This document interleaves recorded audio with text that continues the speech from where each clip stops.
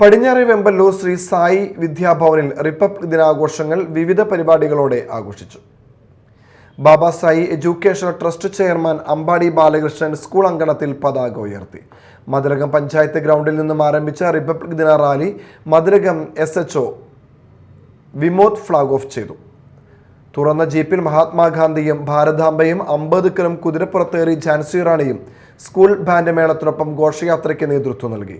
Bhagat Singh, Subhash Chandrabose, Veluthampi Dalawa, Kunjali Marakkar, Pazhassiraja, Annie Besant, captain Lakshmi തുടങ്ങിയ ദേശാഭിമാനികളുടെ വേഷമണിഞ്ഞ കുട്ടികളും വിവിധ സംസ്ഥാനങ്ങളുടെ പരമ്പരാഗത വേഷം ധരിച്ച വിദ്യാർത്ഥികളും നാനാത്വത്തിൽ ഏകത്വത്തിൻ്റെയും പ്രതീകമായി അണിനിരന്നു.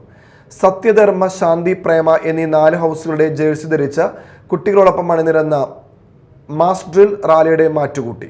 School director C. Vijayakumari, Baba Sai education trust chairman Ambadi Balakrishnan, administrative officer doctor Varada B Menon, CEO Vishnu Sai Menon, principal Siji Sijesh, vice principal PC Mohanan, PTA president T. Jayakumar, director board member NV Shaji എന്നിവർ ചടങ്ങിന് നേതൃത്വം നൽകി.